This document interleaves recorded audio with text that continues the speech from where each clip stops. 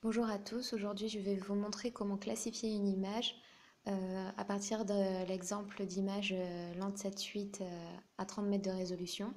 Donc dans ce dossier j'ai une mosaïque et son masque qui représente la zone d'étude sur laquelle l'on travaille et deux fichiers Python, un de classification et l'autre radiométrique. Donc celui de classification, il va nous permettre de classifier notre image à partir de deux algorithmes, Random Forest et LibSVM, et le fichier radiométrique qui permet de faire des calculs radiométriques comme le NDVI ou le NDWI. Donc dans un premier temps, on va voir comment est constitué ce fichier Python radiométrique. Donc on importe deux bibliothèques, OS et ArcPath. OS permet de lancer des lignes de commande dans la console et ArcPath permet d'ajouter des arguments dans cette ligne de commande. Nous avons spécifié dans OS System que l'on veut bien en fait lire l'UTF-8 en ligne de commande pour pas qu'il y ait de problème avec les accents. Donc on a bien renseigné cette ligne-là pour ça. Ensuite, on crée un objet ArcPath dans lequel on ajoute des arguments. Donc dans un premier temps, on met en entrée le nom du fichier, donc ce sera la mosaïque, un nom de fichier en sortie et aussi le nom du fichier, le nom du satellite, pardon, s'il s'agit de Sentinel ou de Landsat, etc. Ensuite, on spécifie à chaque fois le type de- enfin le calcul radiométrique pour chaque ligne en renseignant les bandes spectrales. Euh, et une fois que tout cela est bien défini pour chaque satellite, en fait, on a fait ça en sorte pour que ça s'applique à du Landsat 8 ou du Landsat 5 ou à du Sentinel 2, que ce soit à 10 ou à 20 mètres d'ailleurs pour Sentinel 2. Puis ensuite, en fait, avec Orfeo Toolbox, on va concaténer l'image. Ça va concaténer toutes les bandes spectrales initiales, plus les nouvelles bandes issues des calculs radiométriques. Et enfin, là, cette dernière ligne représente tout simplement un fichier temporaire qui se lance le temps que les calculs radiométriques se fassent. Donc on va lancer la console OSGeo. Donc on copie le chemin où se trouve notre fichier radiométrique que l'on va ensuite coller dans la console.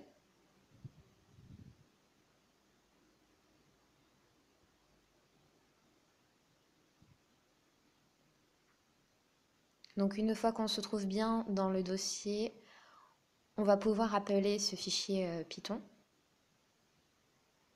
tout simplement en spécifiant le mot Python et en mettant le nom du fichier.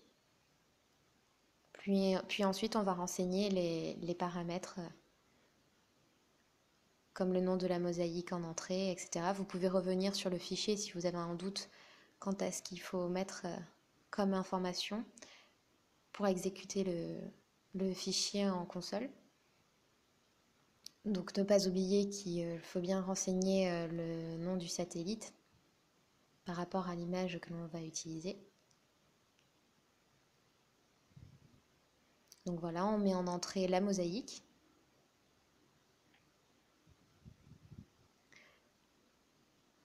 Le type d'image, Landsat 8, et en sortie, on nomme notre fichier sans oublier de mettre l'extension de l'image.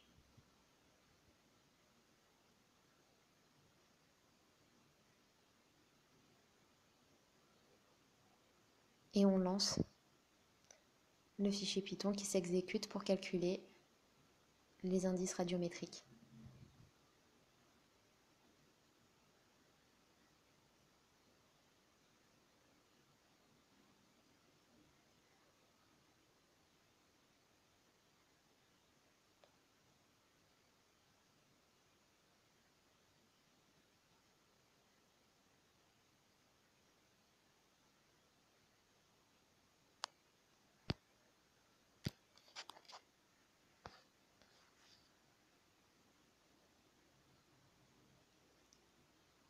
Voilà, une fois que c'est terminé, nous avons bel et bien notre fichier en sortie qui s'est créé dans le dossier où il y avait le fichier Python et où on s'est mis en ligne de commande.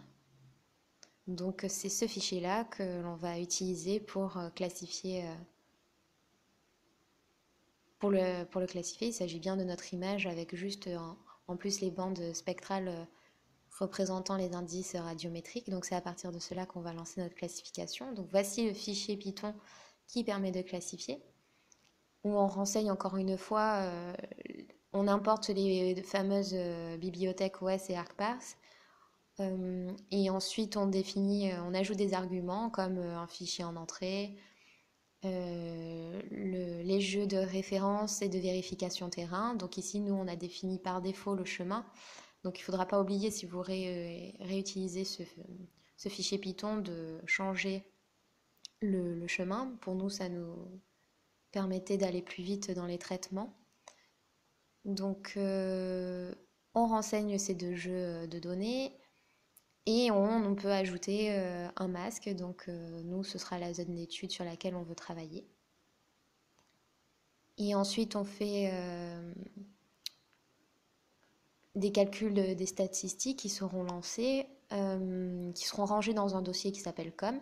Et on va faire pareil, on va lancer la classification lib, SVM et RF qui vont se ranger dans chacun des dossiers. Donc on a essayé d'optimiser au mieux les paramètres pour la classification. Tout comme on a décidé d'utiliser le noyau RBF pour la classification lib-SVM. Donc c'est bien ce fichier Python que l'on va lancer en console toujours dans OSGeo. Donc encore une fois, on met Python et on renseigne le nom de ce fichier. On met en entrée notre image mosaïque avec les indices radiométriques en plus, donc celle qu'on a créée juste avant.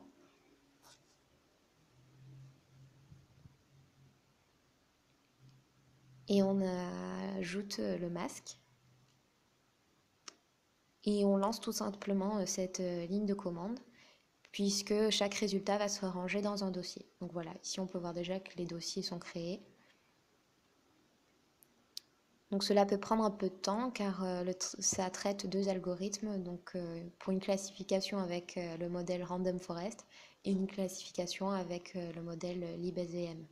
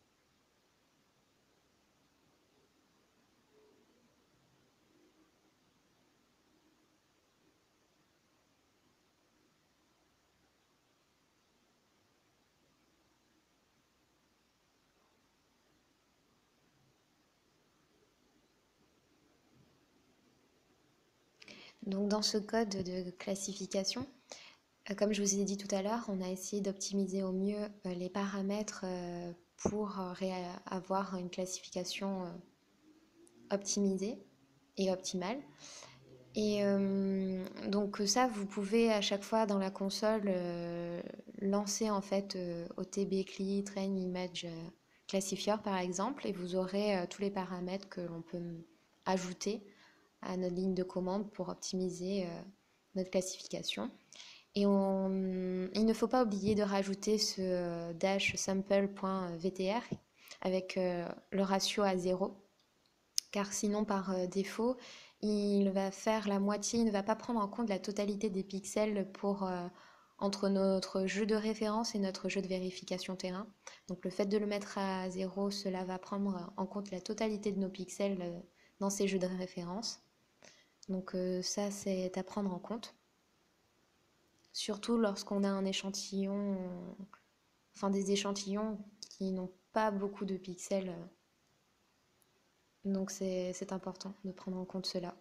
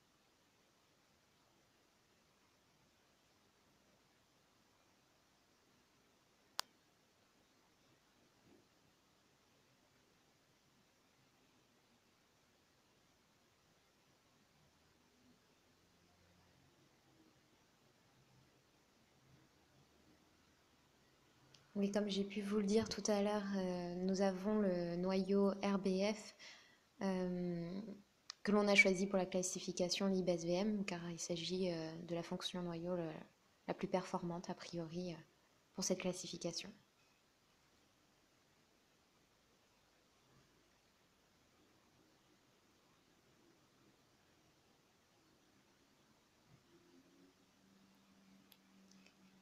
Et un petit détail, ici nous avons renseigné que l'on souhaitait en fait écrire nos résultats suite à cette classification en ligne de commande et qu'on voulait en fait les enregistrer en format TXT. Donc pour ça, il faut l'écrire comme ici afin de garder une trace en fait de ce que l'on va obtenir dans la ligne de commande. Donc voilà, le traitement vient de se terminer et on peut voir que nos dossiers ont été remplis. Donc avec notre dossier com, dedans il y a les calculs statistiques et un dossier libSVM et RF dans lequel on a l'image classifiée, le fameux fichier au format TXT où on trouve l'indice de kappa, ce qui peut être intéressant, la matrice de confusion en .csv et le modèle d'entraînement. On a pareil dans le dossier RF.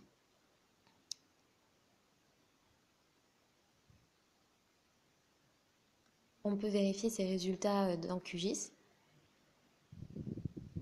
Voilà. Ici, l'image classifiée.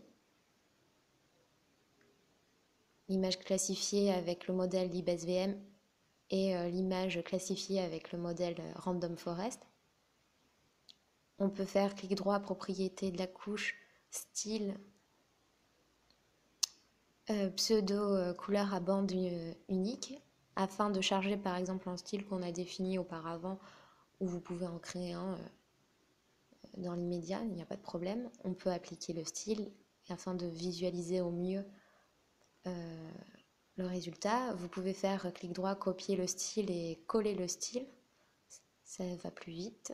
Ici, il y a un effet de transparence, on peut l'enlever. C'est intéressant si l'on veut superposer à une couche MNT par exemple. Mais là, ce n'est pas le cas. Et donc voilà, ici un premier exemple d'une classification avec le modèle Random Forest et le modèle libSVM. C'est à vous de jouer.